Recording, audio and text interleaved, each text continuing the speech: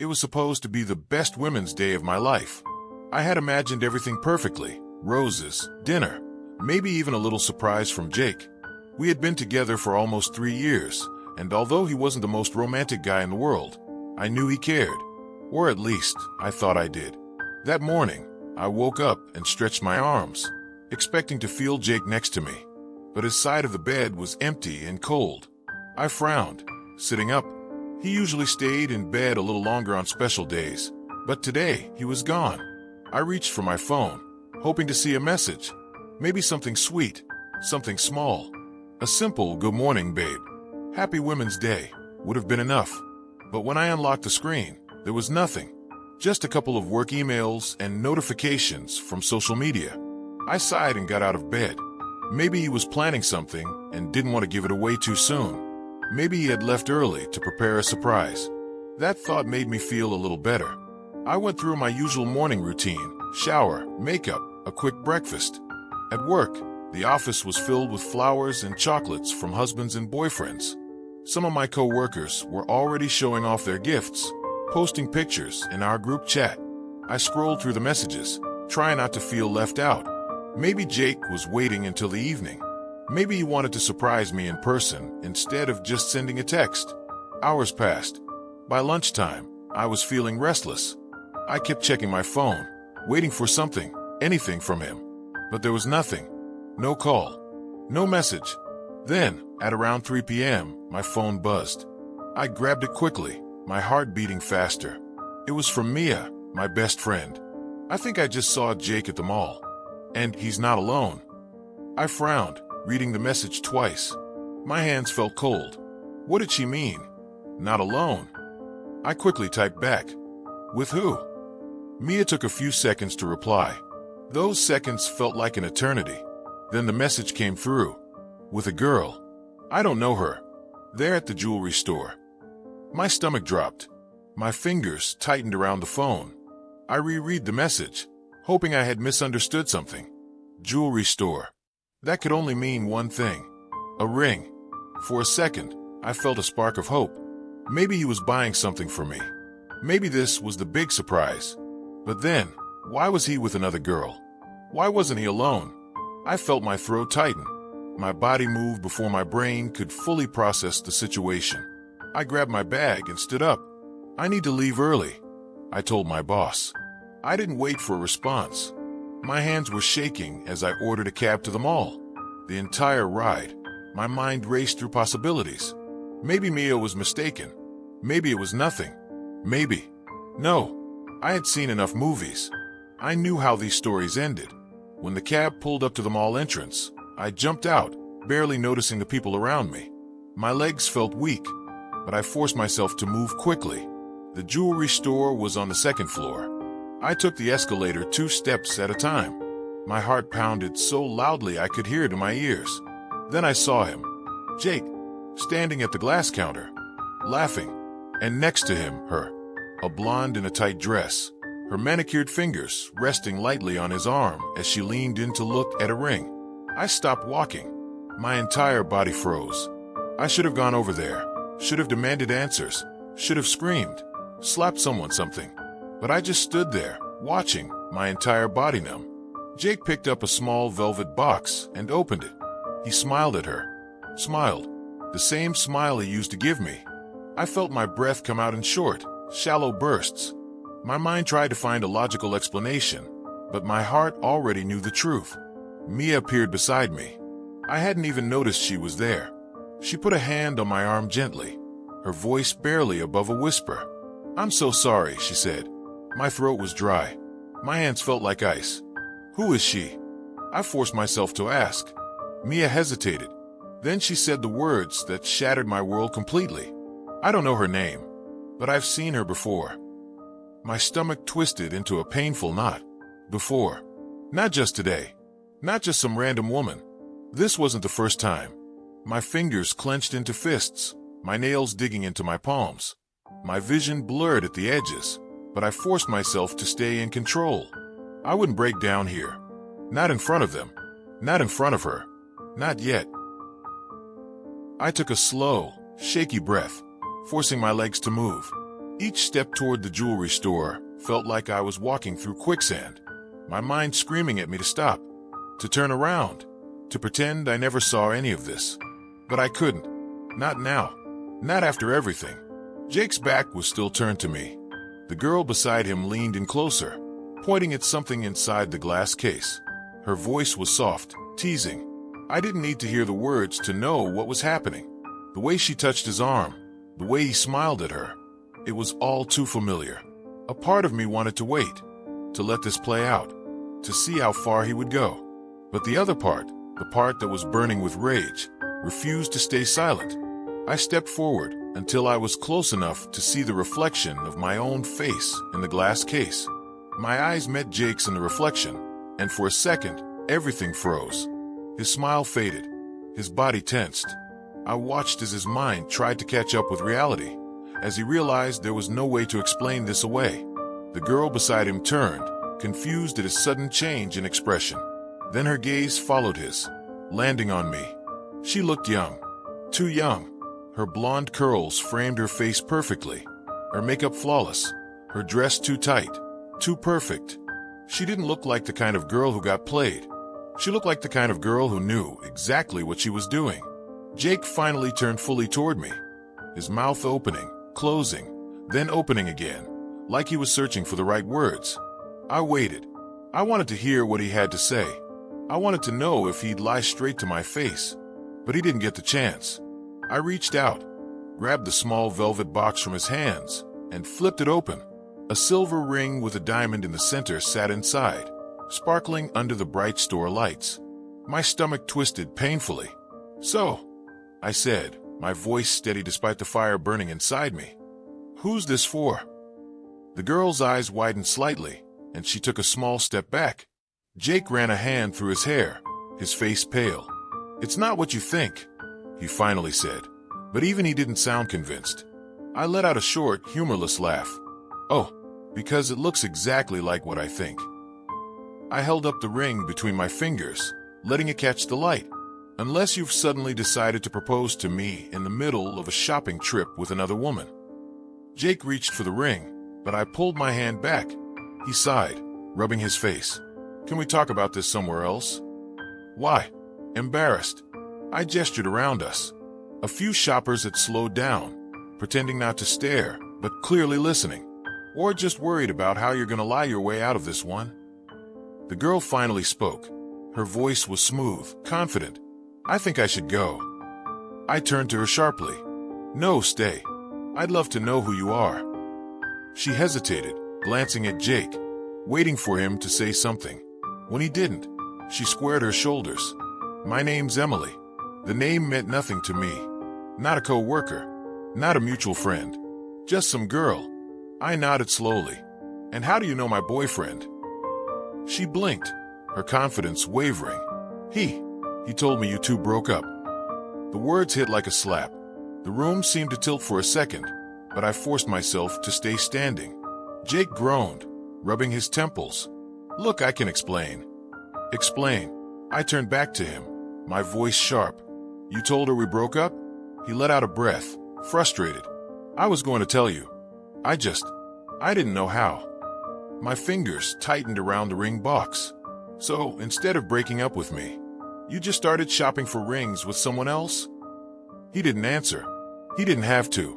Emily shifted uncomfortably beside him. I didn't know. I swear I wouldn't have." I held up a hand, cutting her off. "I don't care. This isn't about you." She hesitated, then quickly grabbed her purse and walked away, disappearing into the crowd. I didn't watch her go. My eyes stayed locked on Jake. For a moment, we just stood there. No words, no excuses, just the weight of everything hanging between us. Then, without another word, I dropped the ring box onto the glass counter. The sound echoed through the store. I turned on my heel and walked away. This time, I didn't look back. I walked out of the store without looking back, my heart pounding so hard it felt like it might burst through my chest. The cold air hit my face as I stepped outside, but it did nothing to cool the fire burning inside me. My hands were shaking. My whole body felt like it was vibrating, filled with a mix of anger, shock, and something else. Something that made my stomach twist painfully. I should have screamed at him. I should have thrown the ring in his face. I should have slapped him, made a scene, done something. But instead, I had just walked away. The reality of what just happened was settling in, pressing down on me like a weight I couldn't shake off. He had told her we were over. He had moved on, just like that. Like I was nothing. Like the years we spent together meant absolutely nothing to him. I kept walking, not even sure where I was going.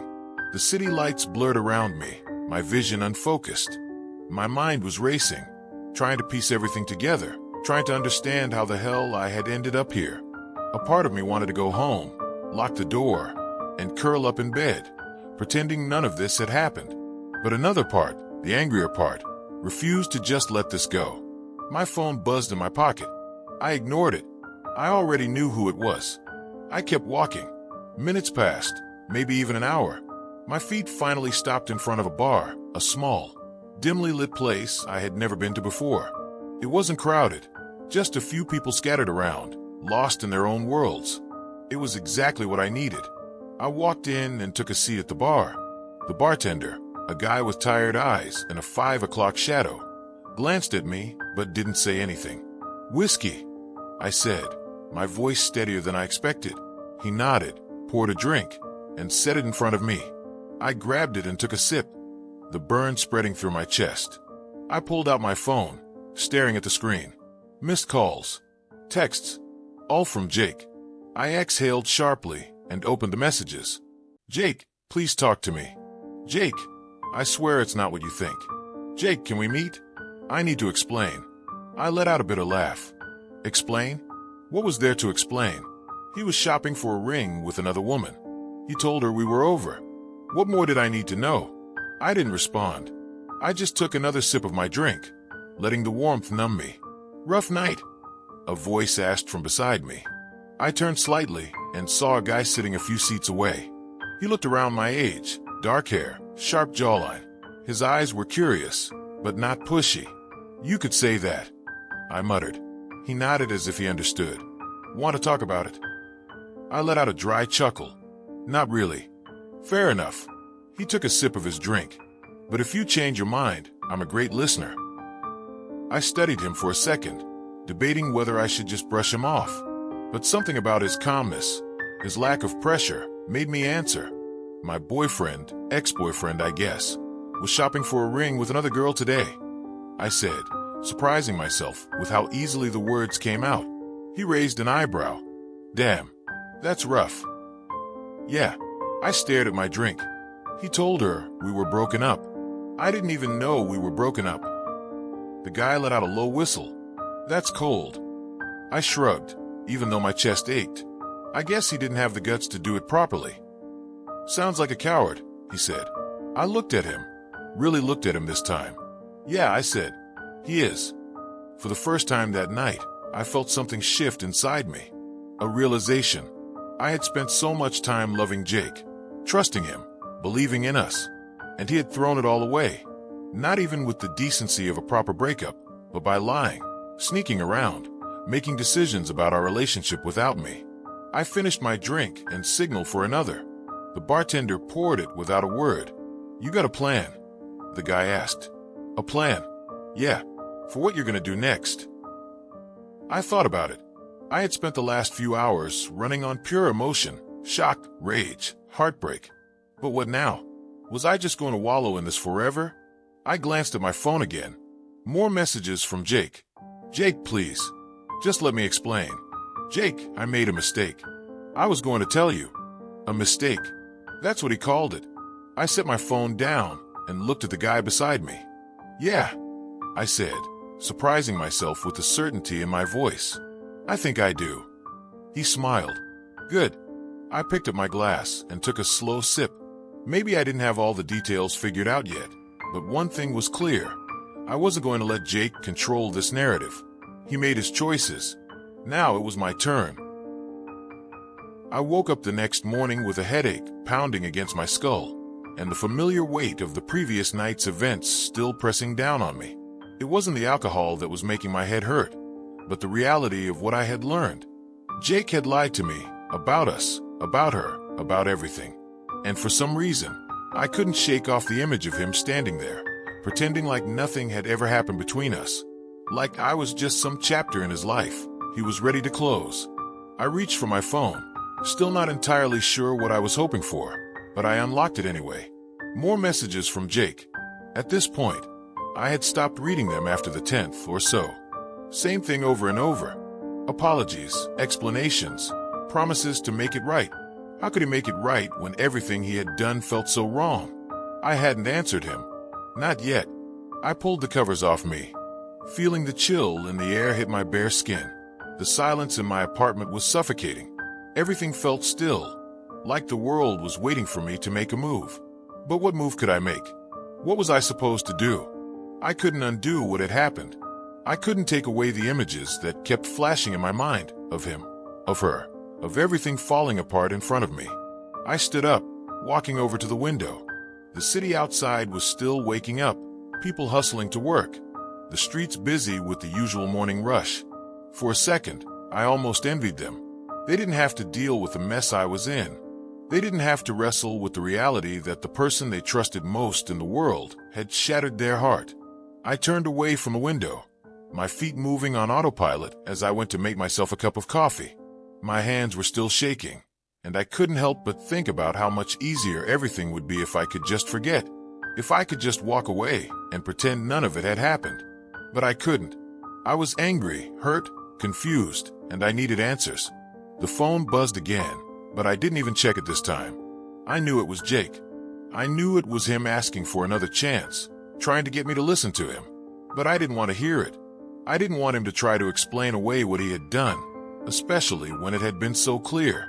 He had made his choice. I took my coffee to the couch and sat down, staring at the empty space in front of me. The silence in my apartment was deafening now. I couldn't sit here forever, wallowing in this. I had to do something. I had to regain some control over my life, because right now, I felt like I had none. I opened my phone, hesitated for a second, then opened Jake's messages. Jake, I never meant to hurt you. Jake, I'm sorry, Mia. You have to believe me. Jake, please let me explain. There it was again. Him asking me to believe him, asking me to trust him when every single thing he had done had proven that trust was meaningless to him. I clicked on his name and typed back, my fingers trembling as I wrote, Me, I don't think I can trust you anymore. I stared at the message for a long time.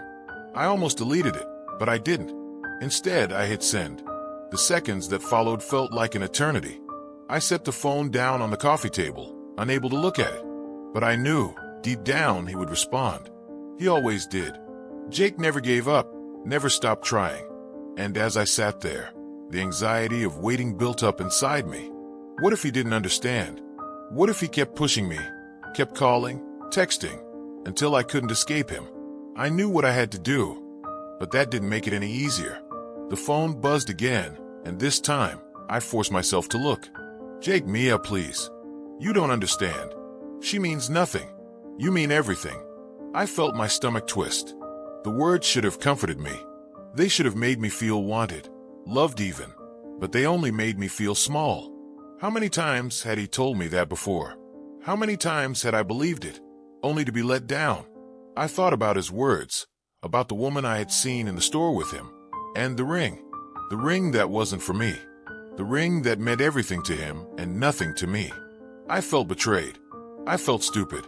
And mostly, I felt like I had lost something I couldn't get back. I knew what I had to do now. I stood up, pacing across the room. My heart was racing as my mind spun with everything I had just read.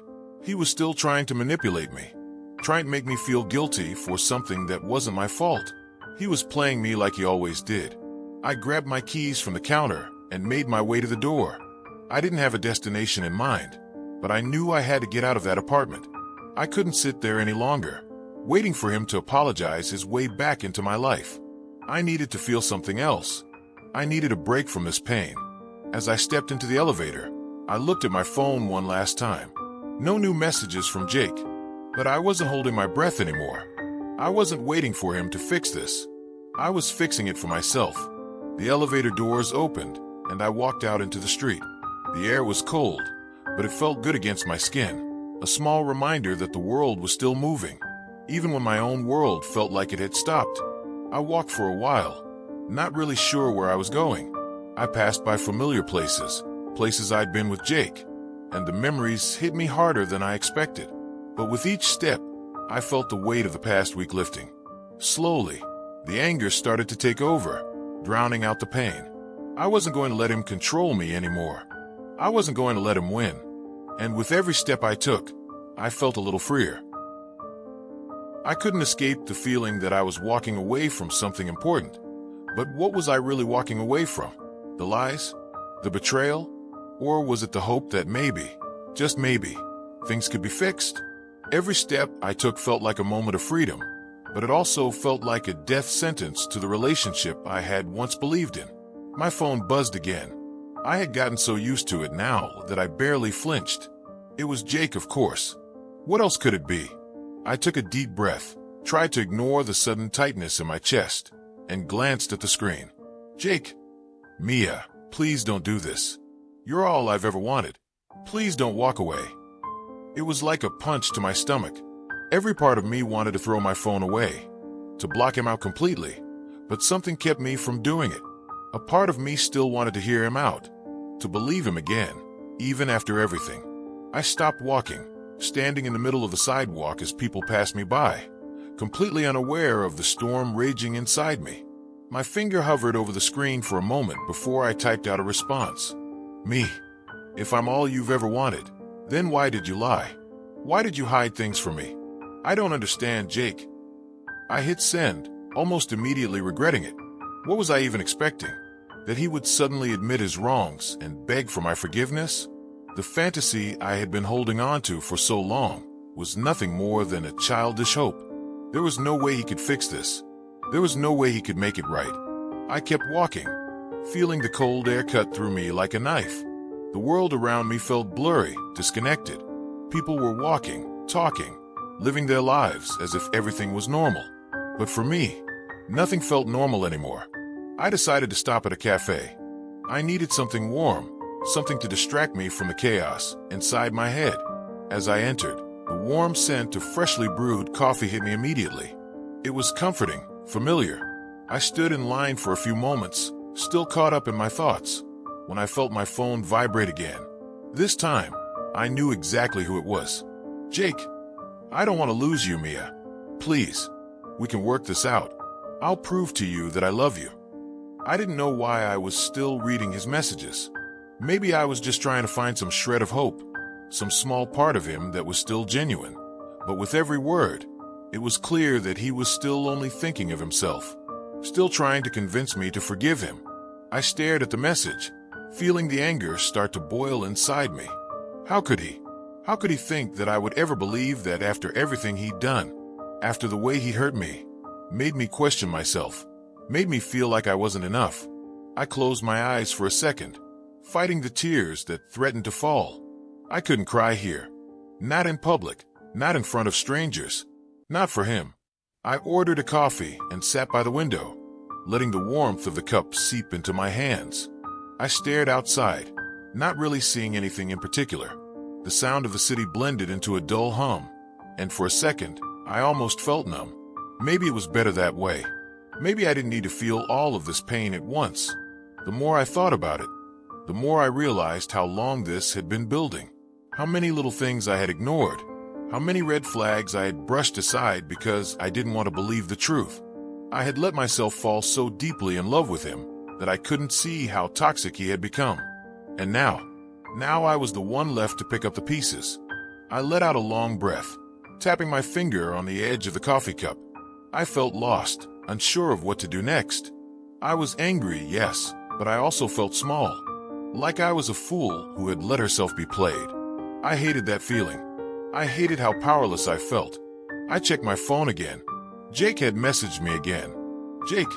Mia, I'm sorry. I messed up. But you can't just throw everything away. Please. Let's talk. I love you. I stared at his words for a long time. Love. That word used to mean everything to me when it came from him. But now it felt hollow. It felt empty. Was this love? Or was it just manipulation? I didn't want to be angry anymore. I didn't want to feel this confusion. I wanted answers, but I didn't know if Jake had them. I didn't know if anyone did. I typed back, "Me, I don't know if I can do this anymore, Jake. I don't know if I can forgive you." My hands were shaking when I hit send. What was I doing? Was I really ready to walk away? To let go of everything we had? The thought terrified me, but at the same time, I knew I had to. I felt like I was losing a part of myself in this process, and that hurt more than anything else. But I couldn't keep holding on to a relationship that was built on lies and false promises. I didn't look at my phone again. Instead, I finished my coffee, paid for it, and walked out of cafe. The world was still moving, still going on, and I had to figure out how to move forward with it. I didn't know what the future held for me, but I knew one thing. I couldn't keep living in the past. I couldn't keep hoping that things would magically get better. I needed to make my own future. As I walked down the street, I felt the weight of the last few days pressing against me. But with each step, I felt stronger. I was choosing myself now. I was choosing to heal, to let go of the man who had hurt me. It was time to find peace on my own terms. It was going to be hard. I knew that. But as I walked into the crowd, I realized something. I wasn't alone. I had myself, and that was enough. I didn't know what I expected when I left the cafe, but I definitely didn't expect to feel so empty. It was like there was this huge space inside me, a gap where all the love I once had for Jake used to be.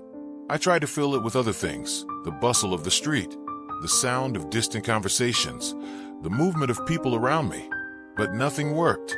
Nothing could replace what I'd lost. I found myself walking aimlessly, not really thinking about where I was going. It wasn't like I had a destination in mind anyway. Maybe I just wanted to be anywhere but there, anywhere but stuck in that moment, replaying all the hurtful things that had happened, the lies, the secrets, the way he'd looked at me like I was the one who'd betrayed him when all I had ever done was love him. My phone buzzed again. I didn't even look at it this time. I knew who it was. It didn't matter. I didn't want to hear anything he had to say anymore. It was over. At least, I told myself it was. But then why did my heart ache every time I thought about him? I took a deep breath and tried to push the thoughts away. I had to keep moving. I had to keep going forward, no matter how much my feet felt like they were dragging. It was getting late, and the air was turning colder, but I didn't care. My body was on autopilot now, just going through the motions. I didn't even realize how far I'd walked until I ended up by the river. The soft sound of the water was calming in a way, like it was trying to pull me out of my head and into the present. I sat down on a bench, wrapping my arms around myself, not because I was cold, but because I felt exposed, like the world could see everything I was trying so desperately to hide.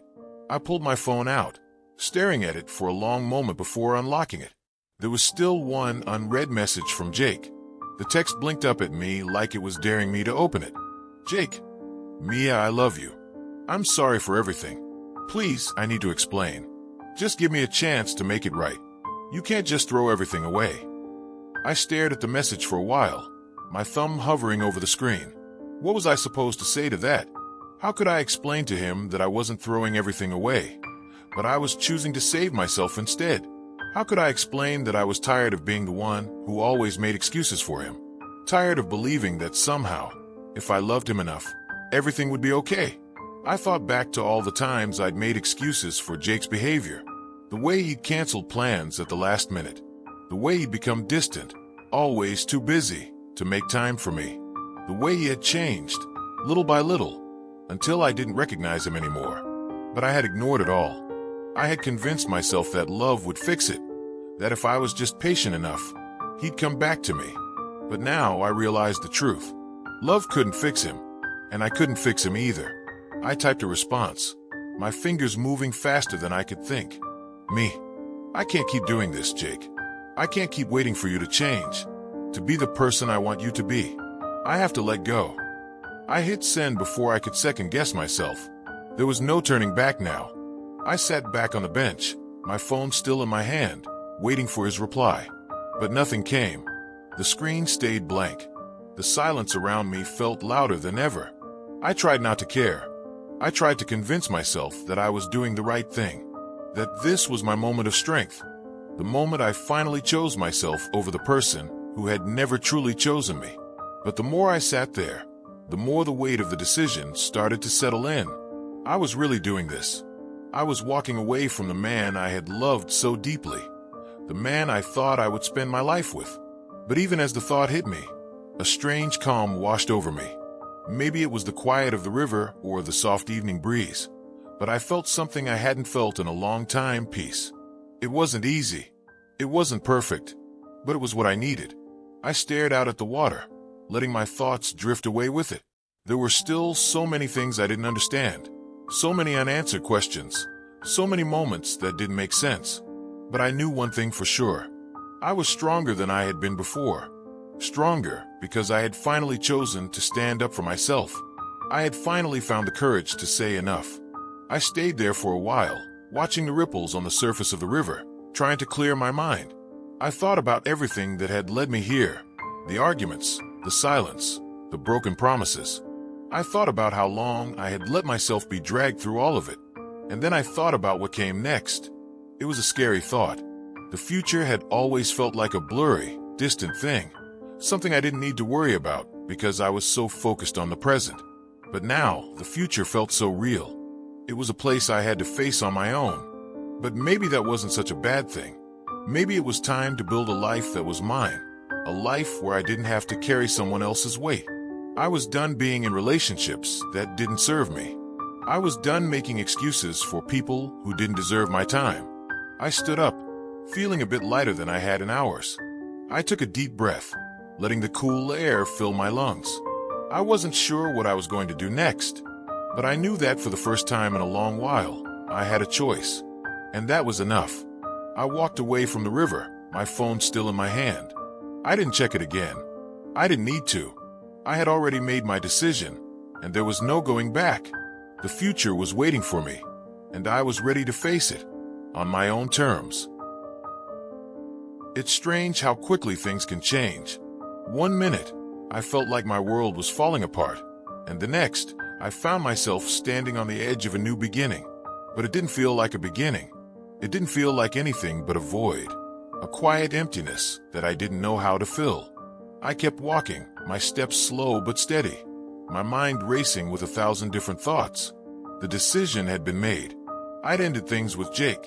It wasn't something I'd done lightly. I had thought about it, agonized over it for weeks, if not longer. Every time I looked at him, every time I let him say the same things to me over and over again, I had hoped, just for a second, that he would change, that he would see how much I loved him, and that, maybe, that would be enough to fix what was broken between us. But I realized, in that moment sitting by the river, that it wasn't enough. Love wasn't enough when it wasn't being returned in the way it needed to be. And it hadn't been returned in so long. I had become so accustomed to the feeling of being let down, of always waiting for him to change, that I didn't even realize I had started to lose myself in the process. The woman I used to be, the one who was confident and strong, the one who had dreams and ambitions, seemed to be slipping away without me even noticing. And for what? For a man who couldn't even respect me enough to be honest. For someone who'd spent more time hiding things from me than actually being present. The phone buzzed again. I glanced at it, but I didn't pick it up this time. Jake's name flashed on the screen, but I didn't need to see the message. I already knew what it would say. The same things he always said when he was trying to get me back. I could hear his voice in my head. I love you. Please don't do this. Just let me explain. But what was there to explain? What explanation could make me forget the way he treated me? What could make me believe that things would be any different this time? I had heard it all before. The promises, the apologies, the lies, and I was tired of it. I turned off my phone and shoved it into my bag. I wasn't going to let him drag me back into that mess. I wasn't going to keep waiting for him to change, to come to his senses. I had spent enough time being the one to make excuses for him. I had spent enough time trying to fix things that weren't meant to be fixed. I looked up at the sky, taking a deep breath. The evening was fading into night, and the city around me was starting to quiet down. But I didn't feel at peace. Not yet. I didn't know if I ever would. The whole situation still felt surreal. like it was all happening to someone else, and I was just a passive observer. But I wasn't. This was my life, and I was the one who had to live it. I walked for what felt like hours, but I wasn't sure where I was going. I just needed to keep moving, to keep putting one foot in front of the other. My mind kept returning to Jake, though. It was impossible not to. He had been such a huge part of my life for so long. Even now, after everything that had happened, I felt a pang of longing, like maybe I was making a mistake. But then I would remember what had pushed me to this point. The lies, the constant disappointment, the feeling of being alone even when he was right beside me. I had to be strong. I had to trust myself and trust that this was the right decision.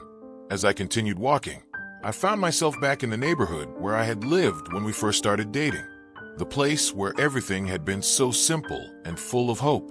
The memories hit me all at once. Our late night walks, our laughter in the park, the way he used to look at me like I was the most important thing in his life. It felt so far away now. A lifetime ago. I stopped in front of a little cafe we used to frequent. It looked the same as it always had, but for the first time, it felt different. Everything felt different. I hadn't realized how much I had changed, how much I had grown until this moment. I wasn't the same person I had been when we met, and neither was Jake. We had both changed, but only one of us had bothered to admit it. I sat down at a table outside, not really knowing what to do with myself.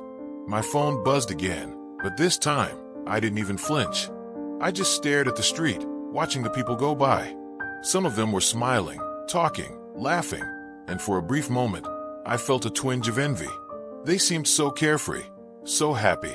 But I knew it wasn't as easy as it looked. Everyone had their struggles, their own battles to fight.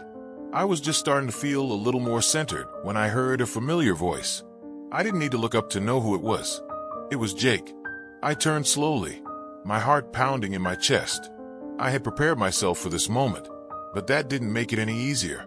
He was standing there, looking at me with that same expression he always wore when he was trying to make me feel guilty.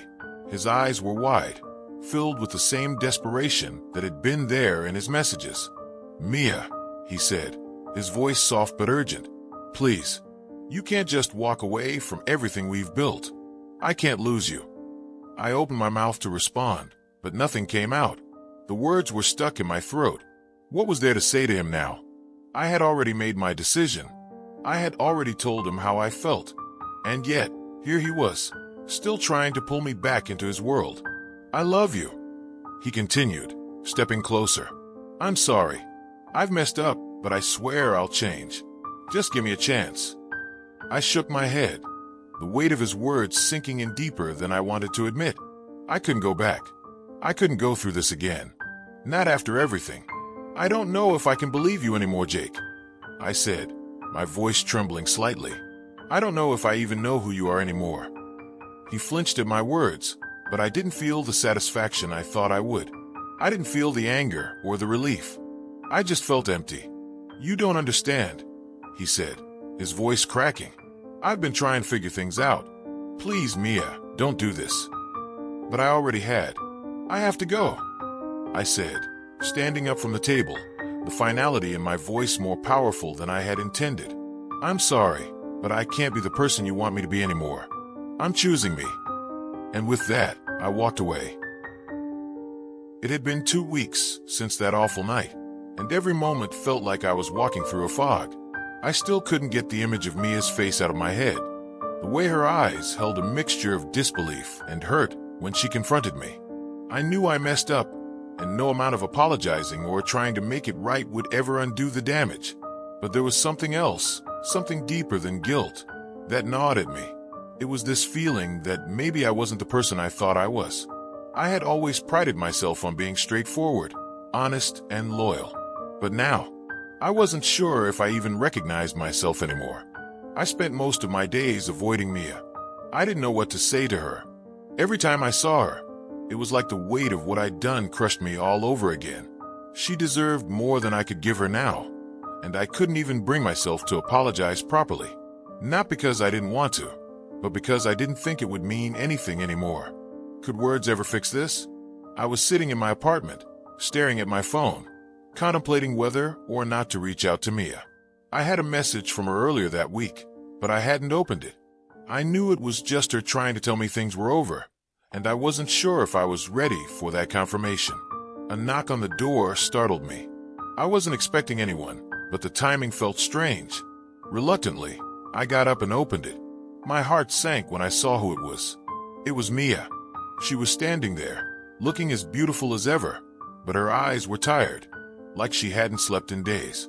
Her expression was unreadable, and she had her arms crossed as though she was trying to shield herself from something or someone. "Can I come in?" she asked, her voice low. I stepped aside without saying anything, motioning for her to come in. She walked past me, not sparing a glance in my direction. I closed the door behind her and followed her into the living room, my heart hammering in my chest. She stood by the window, staring out at the city, her back to me. I didn't know what to say. I didn't know what she wanted from me. Did she come to yell? To cry? Or maybe just to say goodbye? Finally, Mia spoke, her voice barely above a whisper. "I don't even know where to start." She paused, her hands gripping the edge of the windowsill. "I've been thinking a lot about everything, about you and me, and about all the lies, the secrets, the way you made me feel like I was crazy for doubting you." I wanted to say something, to apologize again, but my words got stuck in my throat. What could I possibly say that hadn't already been said 1,000 times in my head? "I don't want to fight," she continued, her voice growing a little steadier. "But I can't keep pretending that what we had is still there. I can't pretend I'm okay with what you did. I don't even know if I can trust you anymore." I stood there, feeling as if the ground beneath me had vanished. I knew I had broken her, and in some twisted way, I was hoping she would still want me. Hoping that maybe, just maybe, she would forgive me. But deep down, I knew it wasn't that simple. She had every right to walk away. She deserved better than me. "I'm not asking you to forgive me, Mia," I said finally, the words coming out ragged and raw. "I don't expect you to just forget everything and pretend it never happened. I was stupid. I hurt you. And I'm sorry. I wish I could take it all back." Mia turned around slowly, her eyes locking onto mine. There was something in them, something I couldn't quite read. It was pain, but there was also something else, something that felt like closure. "I don't think you understand," she said quietly. "It's not just about the mistake you made. It's about how it changed everything. It's about the way I feel now, the way I feel about myself. I trusted you, and you let me down." I wanted to reach out to her, to take her hand and make it all better, but I couldn't.